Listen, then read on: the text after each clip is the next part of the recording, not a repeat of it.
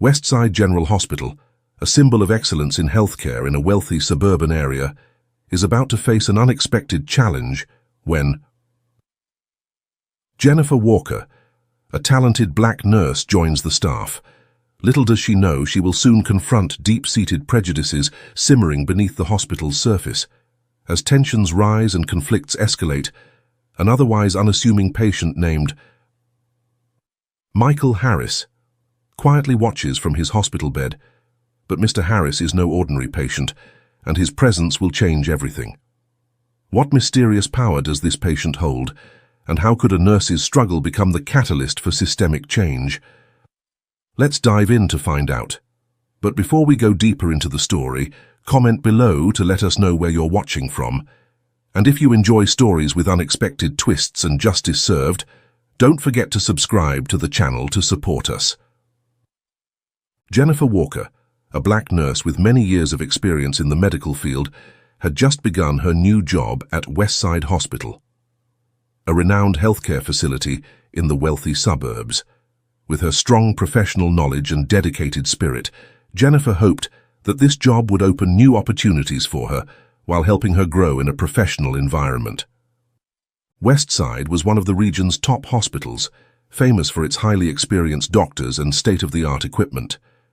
Though she had heard of its reputation for a long time, Jennifer couldn't shake off the nervousness as she stepped foot into the hospital's large campus for the first time.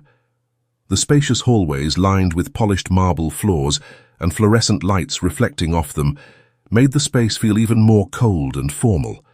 The hospital was praised not only for its professionalism in patient care, but also for its strict adherence to the highest standards. However, behind the shiny veneer of professionalism, Jennifer was unprepared for the challenges ahead.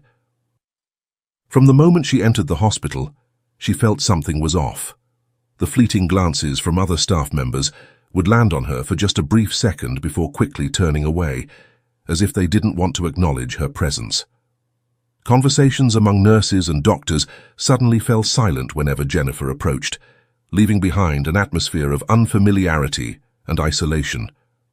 Jennifer had heard stories of racial discrimination in the medical field from her friends, but didn't expect to experience it firsthand on her very first day at her new workplace.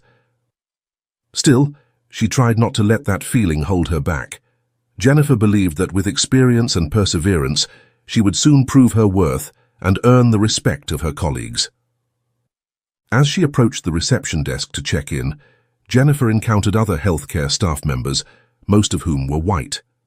The feeling of alienation returned as she noticed that no one made an effort to greet her. Jennifer reminded herself that perhaps this was just initial anxiety from meeting someone new and decided not to dwell on it too much.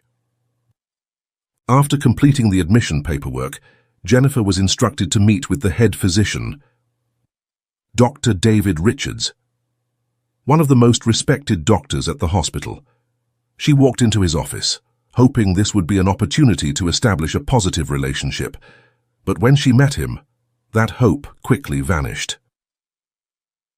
Dr. Richards, with a cold expression, greeted Jennifer with an icy and unfriendly look. "Hello, Ms. Walker," he said stiffly. "I hope you're ready to meet the high standards of our hospital. We don't tolerate carelessness or mistakes here." Jennifer could feel the tension in the air. She nodded, trying to maintain a professional demeanor, but inside she couldn't help but feel heavy-hearted. This first encounter was not what she had hoped for, and it seemed like it was just the beginning of the challenges she would face in the coming days at Westside Hospital. No one said it aloud, but Jennifer understood that her skin color had placed her in a special position the moment she set foot in the hospital. She realized that she would have to work twice as hard to prove herself, not only as a capable nurse, but also as a strong individual capable of overcoming the underlying prejudices at the hospital. After her tense meeting with Dr. David Richards, Jennifer Walker tried to stay calm. She told herself that it was only the beginning and that things could improve.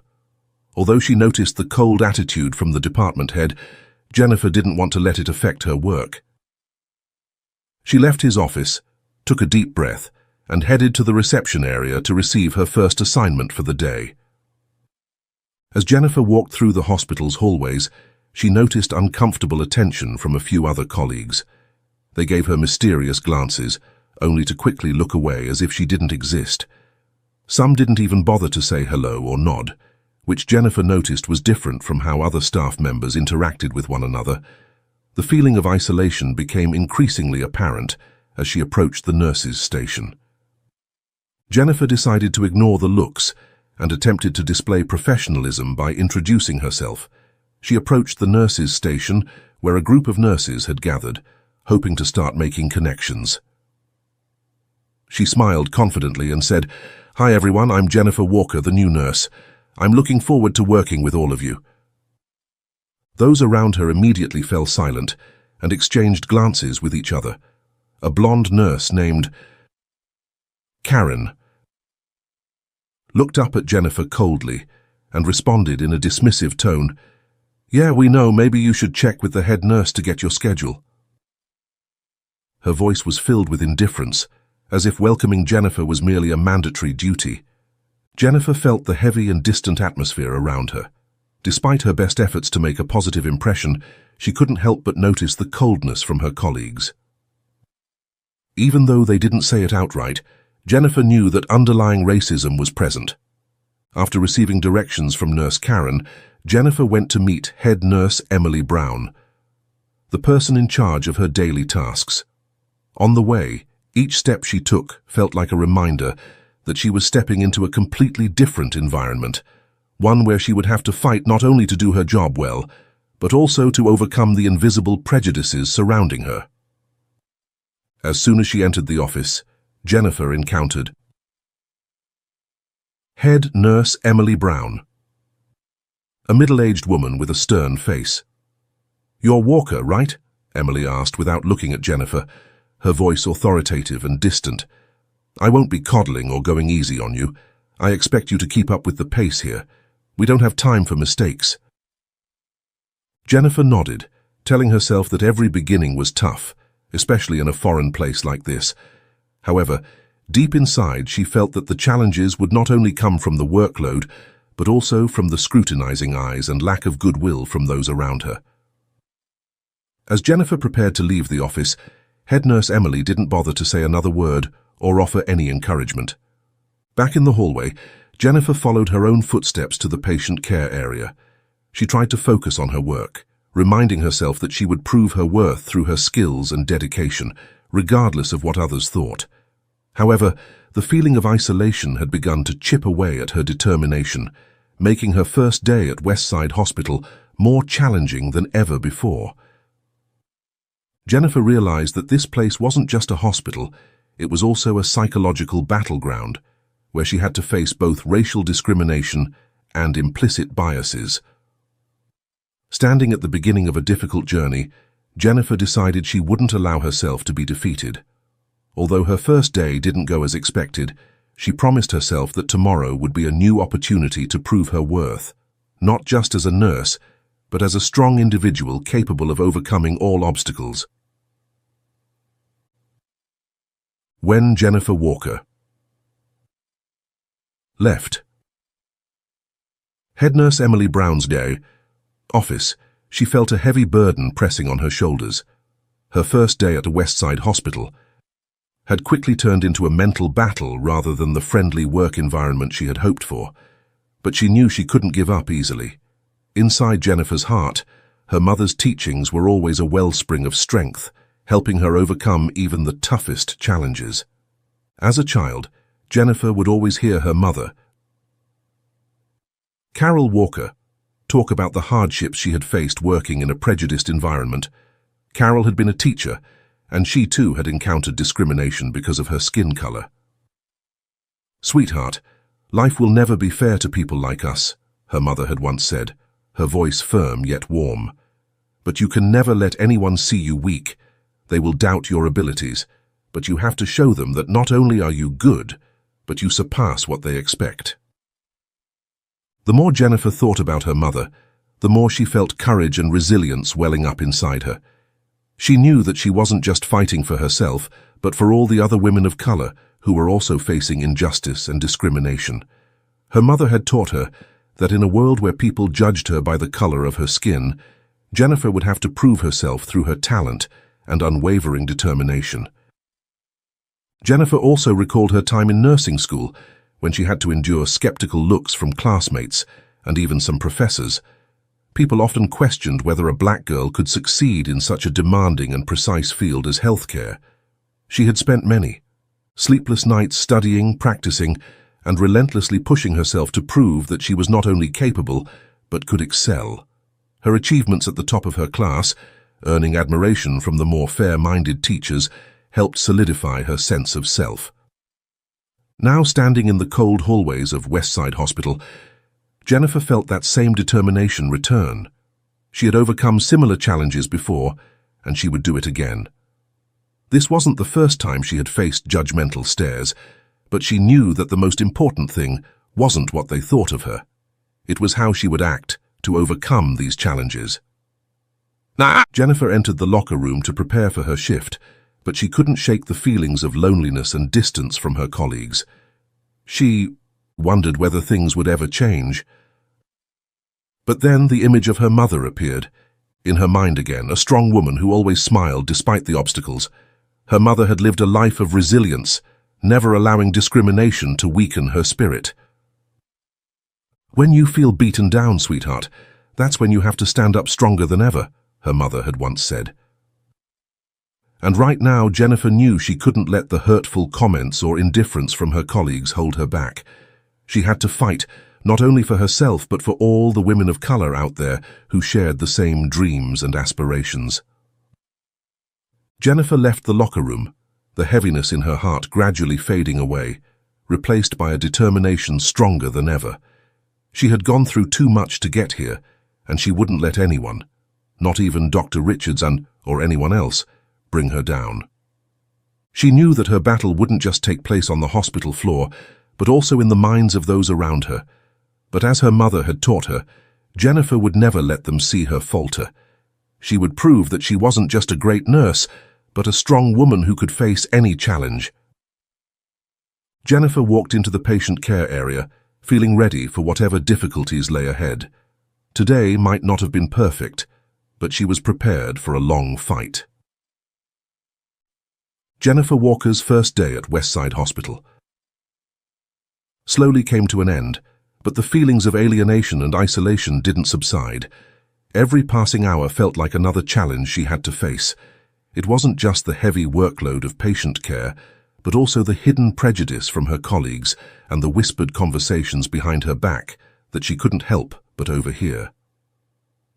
Despite her efforts to maintain her spirit and display absolute professionalism, Jennifer felt like an outsider, completely cut off from her peers. During her shift, Jennifer began to notice clearer signs of the discrimination she was facing. Some colleagues seemed to deliberately avoid her, refusing to cooperate or even engage in casual conversation. Every time she entered a patient's room, the conversations among other nurses would abruptly fall silent, as if her presence was an uncomfortable disruption. Even the assignments she was given reflected subtle unfairness, as Jennifer was repeatedly tasked with more difficult duties, while other nurses were assigned easier jobs and had free time to rest. By mid-morning, Jennifer received an order to care for a particularly difficult patient. Robert Coleman, an older man notorious for his racist attitudes. He had previously refused care from several nurses, and when he learned that Jennifer would be his next caregiver, he immediately expressed his displeasure. "Not a black one, no way," Mr. Coleman yelled when he saw Jennifer enter the room. "I told them I don't want anyone like you touching me. You're not qualified to take care of me." Jennifer took a deep breath. She had grown accustomed to hearing such remarks, though they still stung her heart.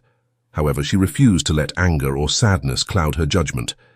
Instead, she maintained the calm and professional demeanor she had developed over years of facing racial discrimination. "Mr. Coleman, I'm Nurse Jennifer Walker, and I'll be responsible for your care today. I just want to ensure that you receive the best care possible," she said, her voice gentle but firm. Mr. Coleman seemed slightly taken aback by her calm and professional attitude, but his scowl and unwillingness to cooperate remained. As Jennifer took his blood pressure and checked his vital signs, he muttered racial slurs under his breath, which she tried her best to ignore. His disdain was obvious, but Jennifer reminded herself to stay professional despite his hurtful words. Every time she left the patient's room, Jennifer felt a heavy weight on her mind. She couldn't deny that the discrimination wasn't just coming from patients, but also from her own colleagues. The other nurses knew full well about Mr. Coleman's racist attitude, but still assigned him to her, as if they wanted to test her patience or even see her fail. Jennifer understood that this was a form of covert discrimination, a way to put her in the most difficult situations in the hopes that she would make a mistake. By mid-afternoon, as Jennifer was about to leave the work area for lunch, she accidentally overheard two other nurses talking about her, unaware that she was nearby. "I don't know what they were thinking when they hired a black person here," one nurse said with contempt. "Yeah, this is a top-tier hospital, not a place for someone like her. She probably only got hired because of that diversity nonsense, not because of her real skills." The other nurse agreed, her tone filled with mockery. Jennifer stood still for a moment, her hands clenched, but she decided not to confront them. She knew that any action or word from her in this situation could be misunderstood and used against her. She didn't want to create conflict that would only reinforce the prejudices they already held against her. Although her self-esteem was wounded, Jennifer simply sighed and continued with her work, more determined than ever. After her lunch break, Jennifer returned to her shift, only to find that the discrimination continued to grow. Dr. David Richards, who had been cold toward her since the morning, continued to show his lack of goodwill. He constantly monitored and scrutinized Jennifer's work, making it clear that he didn't trust her abilities. Every time Jennifer completed a task, Dr. Richards would immediately double-check it, as if waiting for her to make a mistake. "Nurse Walker," he called out loudly in front of her colleagues, "I hope you're familiar with our procedures here. We don't have room for any mistakes, especially from someone new like you." Jennifer's heart tightened at his words, full of pressure and sarcasm. She knew that he was deliberately putting her in a difficult position, as if waiting for her to make an error so he could criticize her further. Nevertheless, Jennifer stood her ground, refusing to let those words break her spirit. She knew that even the smallest mistake would bring all the criticism down on her, not just because she was a new nurse, but because she was a black woman, in an environment where racism lurked in every corner. Despite the stress and growing pressure, Jennifer continued to perform her duties with dedication. Every patient she cared for received her full attention and skills. She knew that the only thing she could control was how she responded and presented herself in this difficult environment. But the injustice persisted. Toward the end of her shift, another nurse approached her with a stack of patient files. "Walker, can you handle these cases? I need to leave early today," the nurse said, her voice dripping with sarcasm and lacking any empathy. Jennifer realized that these were tasks meant for other nurses, but for some reason, they were all being pushed onto her. This wasn't just an unfair distribution of work. It was a deliberate attempt to test her patience and abilities.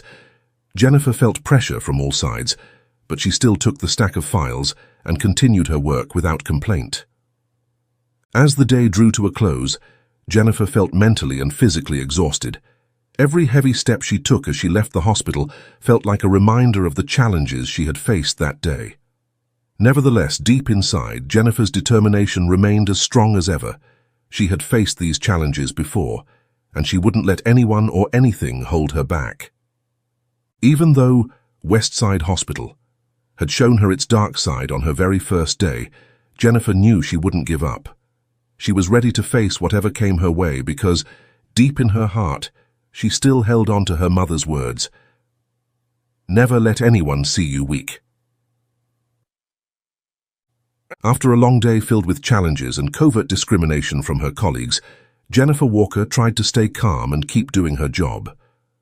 As her shift was coming to an end, head nurse Emily Brown called her into the administrative office to assign her a new task. With a curt tone, Nurse Brown said, Walker, we have a VIP patient who was just admitted. He had a skiing accident and broke both of his arms. His name is Michael Harris. And I want you to be primarily responsible for his care. Make sure he gets special treatment, got it? Jennifer nodded, trying not to let the rising pressure show on her face. VIP patients often required extra care and attention, and with the current situation, she knew that even the smallest mistake would be magnified. Still, Jennifer was determined to perform her duties with the highest professionalism, just as she did with every other patient. When Jennifer entered room 302, where Mr. Michael Harris was staying, she saw a middle-aged man with a strong but weary appearance. His arms were both heavily bandaged from the elbows down. He looked like he was in pain, but his demeanor didn't betray the aura of a man accustomed to power.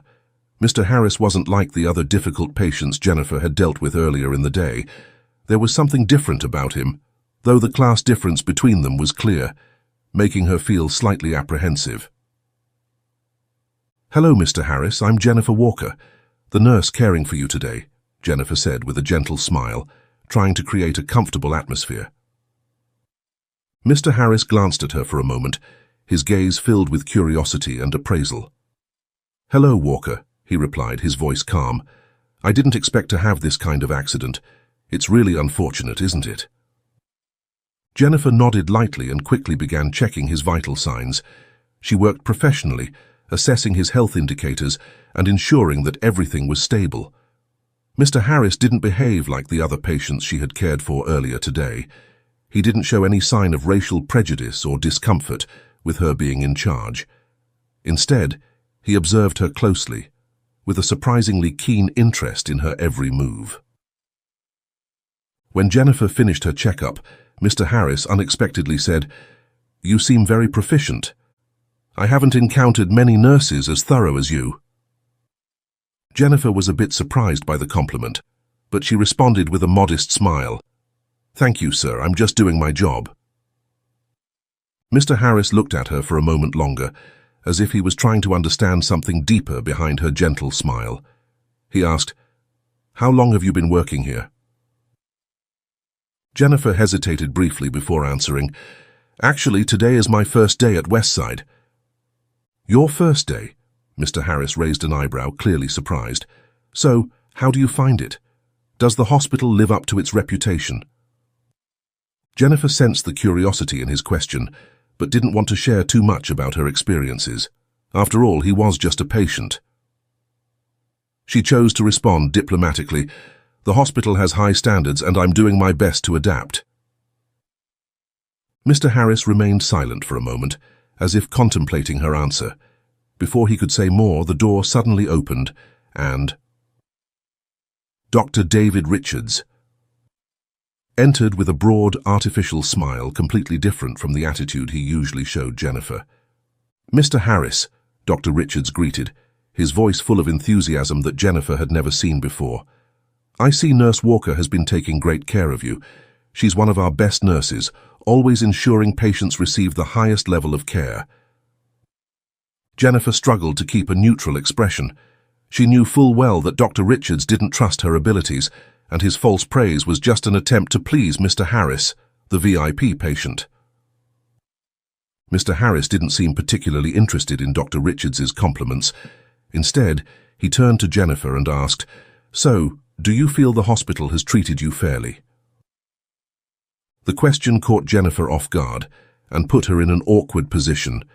She didn't know how to respond in front of Dr. Richards. Before she could say anything, Dr. Richards interrupted. "Of course she has. She's only just started, but she's already been given important tasks. We highly value diversity and inclusion here." Dr. Richards' words made Jennifer feel more uncomfortable than ever. She knew full well that the reality was completely different from what he was saying. The coldness and discrimination she had faced all day were in stark contrast to the image Dr. Richards was trying to project. However, Mr. Harris didn't seem convinced by Dr. Richards' disingenuous remarks. He looked at Jennifer with a gaze that suggested he understood more than she could say. "I see," he said quietly but meaningfully. "I hope you have a good experience here."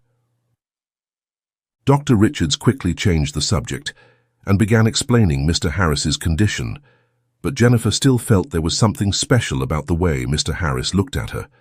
She wasn't sure if he had figured something out, but it seemed like he had observed and understood more than she could have imagined. In the following days, Jennifer found herself frequently assigned to care for Mr. Harris. Each time they met, their conversations became more friendly, and Jennifer began to feel more comfortable with this particular patient. Despite being a VIP, Mr. Harris never displayed arrogance or impatience. Instead, he always listened and showed interest in Jennifer's stories, even asking about her work process and experiences at the hospital. Jennifer could never have guessed that Mr. Harris would become a special ally in her fight against the racial discrimination she was facing, but she still didn't know that his presence was not just to receive care, but to change the entire dynamic at we call Westside Hospital in the near future. As the days went by while caring for Michael Harris, Jennifer Walker gradually realized that he was no ordinary VIP patient. Every time she entered the room, Mr. Harris watched her closely, his sharp eyes missing no detail. Though he never spoke directly about it, Jennifer could clearly sense that Mr. Harris was observing everything happening in the hospital, not just about his health, but also about how she was being treated. One afternoon, as Jennifer entered Mr. Harris's room to change his bandages and check his vitals, she accidentally overheard a conversation outside the door. Two other nurses were talking, and Jennifer instantly knew they were talking about her. "Does she really think she'll make it here?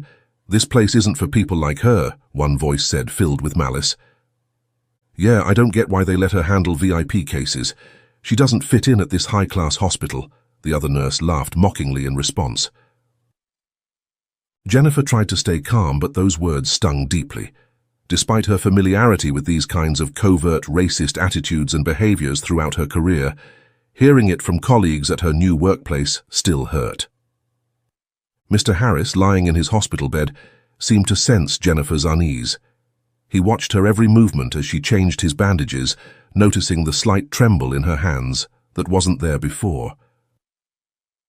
"Jennifer, is something wrong?" he asked, his voice gentle but filled with concern. Jennifer smiled, trying to hide her unease. "It's nothing, Mr. Harris. It's just been a long and stressful day." Mr. Harris was silent for a moment, then spoke in a calm, deep voice. "I can tell that you're dealing with something much bigger than just your work. Sometimes it doesn't need to be said to see the injustice, Jennifer." Jennifer was stunned by his words. She hadn't expected Mr. Harris to have observed and understood so much. His perceptiveness made her feel as though she had an ally in the cold and distant world she was now facing. Her heart filled with a mixture of surprise and comfort. "Mr. Harris?" Jennifer hesitated, unsure of how to respond. "I just want to do my job well. Nothing else matters." Mr. Harris gazed at her intently, his sharp eyes seemingly trying to peer deeper into her thoughts. "I understand that," he said, "but sometimes we have to face the reality that work isn't just about work. The way they're treating you, the things you're enduring here, it's not just a personal issue. Sometimes silence isn't the way to solve these injustices." Jennifer lowered her head, reflecting on Mr. Harris's words. She had learned to endure, to not let the negative comments or racist behaviors affect her. But now, hearing it from Mr. Harris, she realized that perhaps the things she was enduring didn't only affect her. Being silent and accepting it might not be the best way to change her situation. She responded, her voice soft but sincere. "Mr. Harris, I've faced discrimination throughout my entire career. Sometimes the only thing I can do is keep quiet and continue doing my work. I don't want to create conflict or make things harder for myself." Mr. Harris nodded, as though he fully understood the situation Jennifer was in. "I know, Jennifer, but there are times when we have to speak up. Sometimes silence only reinforces the injustice." Jennifer stood there, contemplating his words. She knew that Mr. Harris wasn't just an ordinary patient. He had seen the discrimination she had faced, and he wasn't just watching idly. Maybe this wasn't just her battle. Perhaps someone else was standing with her against this discrimination. After a moment of silence, Mr. Harris continued, You know, Jennifer, I've been in many hospitals throughout my life, and I've seen how people treat one another. People like you often have to endure more than anyone else can imagine. But I believe with your strength and resilience, you can change more than you think. Jennifer looked up at Mr. Harris, feeling a deep sense of gratitude welling up inside her. She had never imagined that she could find empathy from a patient, especially someone as powerful as Mr. Harris, but it seemed that he understood her situation and even encouraged her in ways she hadn't expected. Before she left the room, Mr. Harris said something that Jennifer would never forget.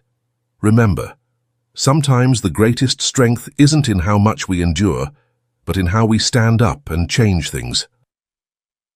Jennifer walked out of the room, her mind filled with new thoughts. Mr. Harris wasn't just a patient in need of care. He had seen and understood the pain she was going through, but more importantly, he made her reconsider how she was dealing with the racial discrimination she had endured throughout her life. Maybe it was time for her to stop staying silent. Mr. Harris's advice echoed in Jennifer's mind as she continued working at Westside Hospital. He had reminded her that sometimes silence only reinforced the injustice, and this made her realize that she needed to prove her capabilities and be ready to face the challenges head-on. And soon, the opportunity came faster than she had anticipated when the hospital went into emergency mode following a major traffic accident. Jennifer was asked to assist Dr. David Richards in a complex surgery. Jennifer knew that working with Dr. Richards would not be easy. He had always shown coldness and skepticism about her abilities. However, she didn't let that stop her. She told herself that this was her chance to prove herself in front of everyone, especially those colleagues who had doubted her. As she stepped into the operating room, the atmosphere was tense. Dr. Richards was already at the operating table, his face betraying his doubt. "Walker, I hope you're ready. We don't have time for any mistakes," he said sharply. Jennifer remained calm, getting to work with absolute care. She coordinated smoothly with the other doctors and nurses, quickly providing the necessary tools before Dr. Richards even requested them. But the tension in the room didn't ease, especially as Jennifer could feel Dr. Richards' piercing gaze watching her every move, as if waiting for her to make a mistake.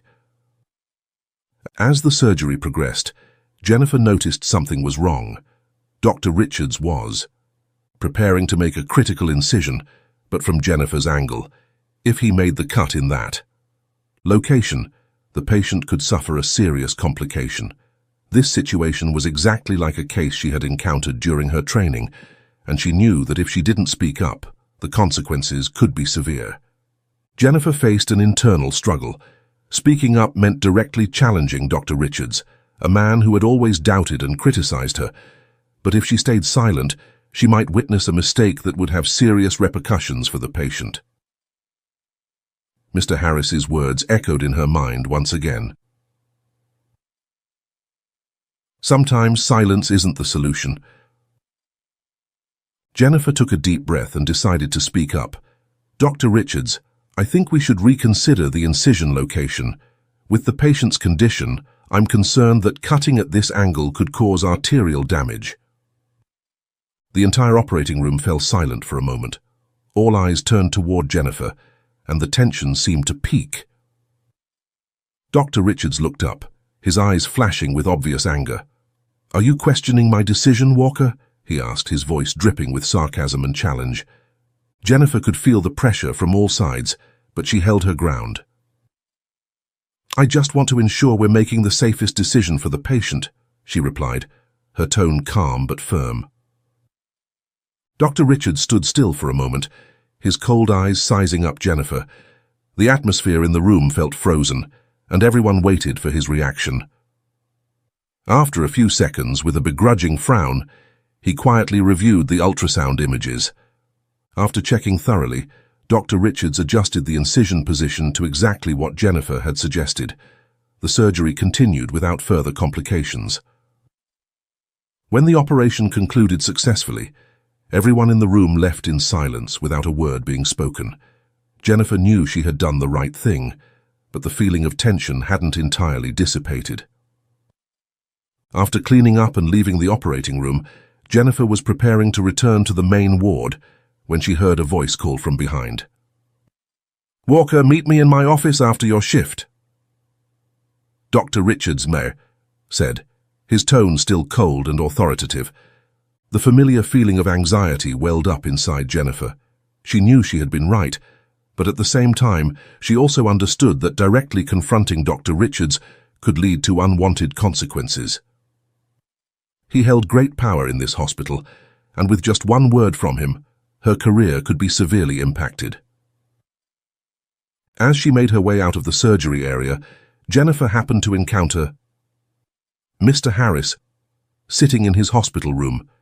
He noticed her and smiled gently, as if he already knew what had happened. "You did very well, Jennifer. I heard about that surgery. Sometimes to do the right thing, we have to face our biggest challenges," he said, his eyes full of understanding. Jennifer felt as if she had received extra motivation from Mr. Harris's encouraging words. Even though she was about to face the consequences of her confrontation with Dr. Richards, she no longer felt afraid. She had stood up for her patient and for what was right, and that gave her a sense of pride and resolve that she had never felt before. This confrontation was only the beginning of the bigger changes awaiting Jennifer at Westside Hospital. The upcoming events wouldn't just change her life, but would also shake the entire culture of this hospital. After the successful surgery and Dr. Richards' request to see her privately, Jennifer couldn't help but worry about the consequences she was about to face. She knew that speaking up during the surgery was necessary, but she also realized that Dr. Richards might not easily forgive her for challenging him in front of everyone. After finishing her shift, she packed her things and headed toward Dr. Richards' office, wondering all the while what would happen next.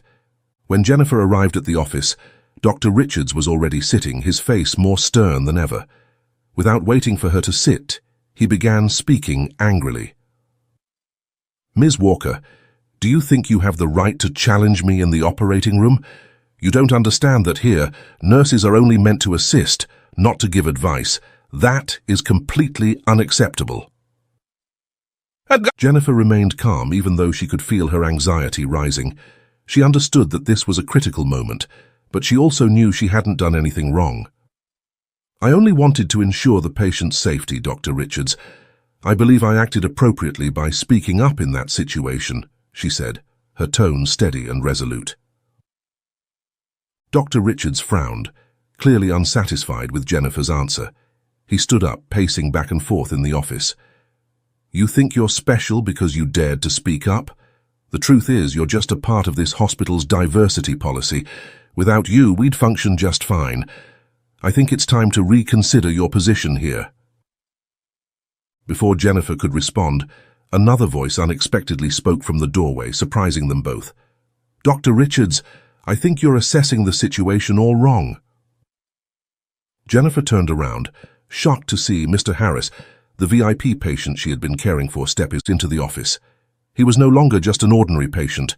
Now, he exuded an air of authority, with sharp eyes and clear confidence. Dr. Richards went pale at the sight of Mr. Harris. "Mr. Harris, I didn't realize you were here," he stammered, his face suddenly shifting from arrogance to nervousness. Mr. Harris ignored Dr. Richards' flustered reaction and continued, his voice stern and firm. "Actually, I've been observing Jennifer's work very closely. She's not only an excellent nurse, but also has the capability to make sound decisions in critical situations. Without her, the patient in that surgery could have been at serious risk." Dr. Richards stood frozen.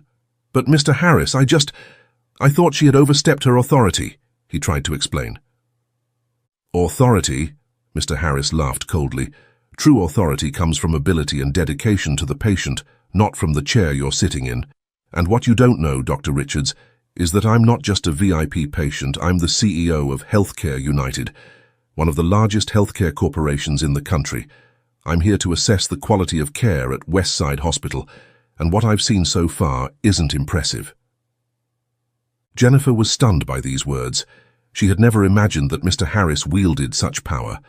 All the uncertainty about his observations and concern for her now became crystal clear.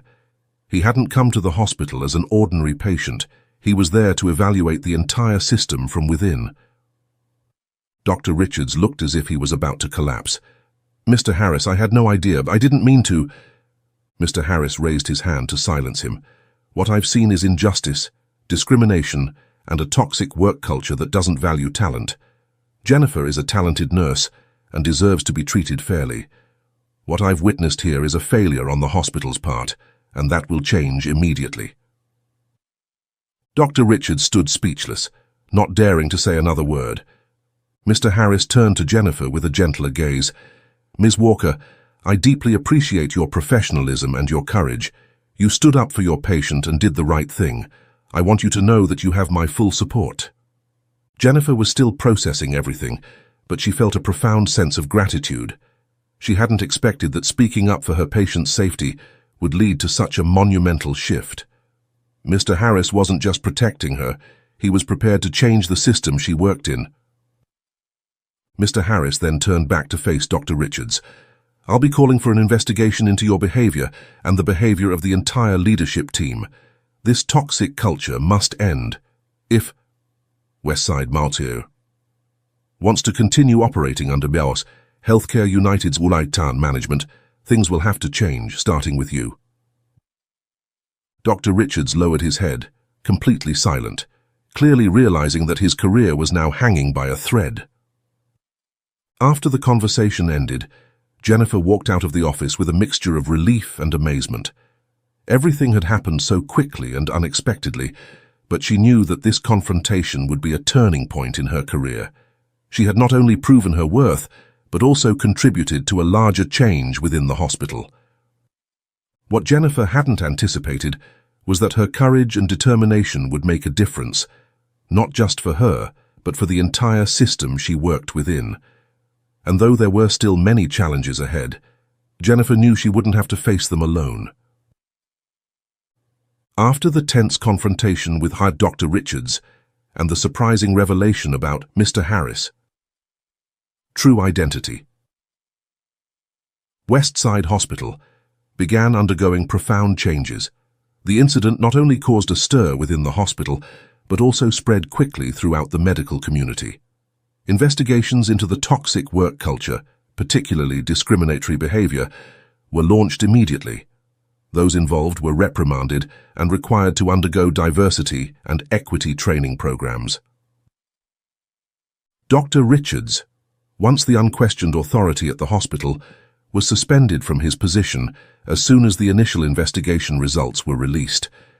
Evidence of discrimination, not only against Jennifer but also against many other nurses and staff members, began to surface.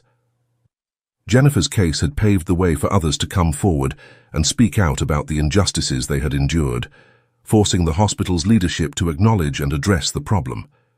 As for Jennifer, she became a symbol of positive change at the hospital. Everyone now looked at her with respect.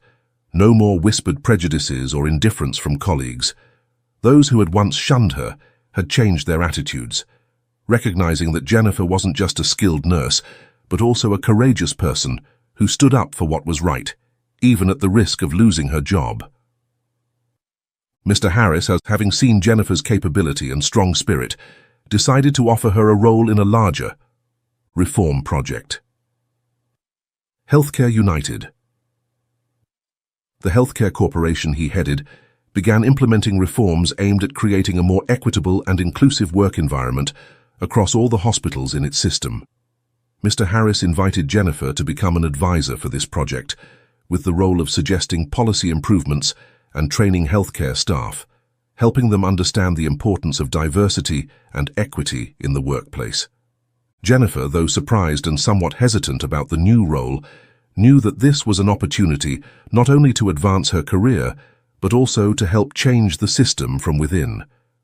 She had faced the difficulties, stood up against injustice, and now she could use her experience to help others, ensuring that no one else would have to go through what she had endured. At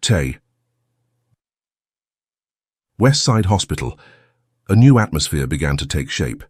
Changes in management and new policies on fairness and inclusion were implemented.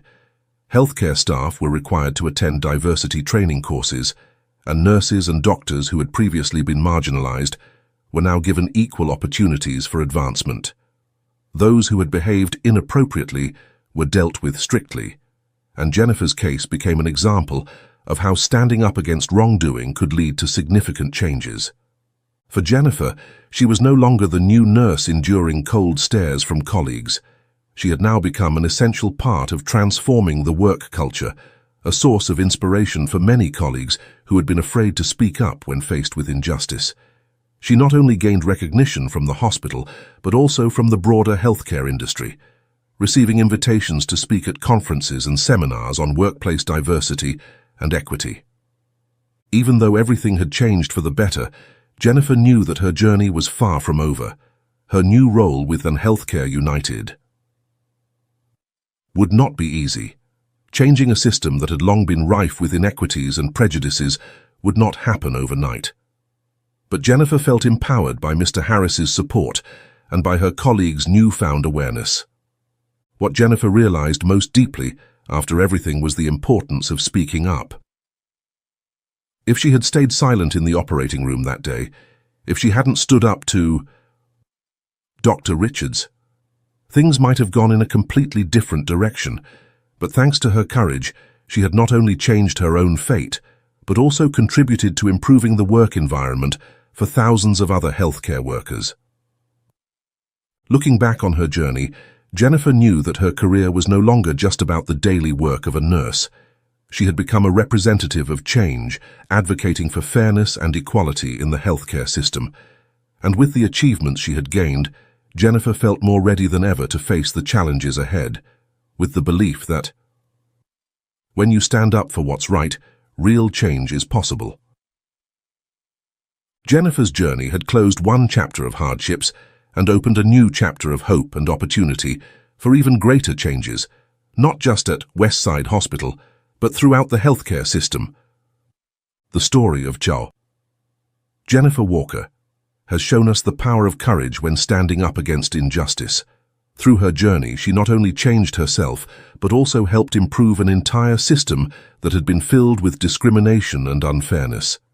The message of this story is, when you dare to stand up for what's right, you can create monumental change. If you enjoyed this story and its positive messages of resilience, be sure to subscribe to our YouTube channel so you won't miss out on future videos. Thank you for watching and supporting.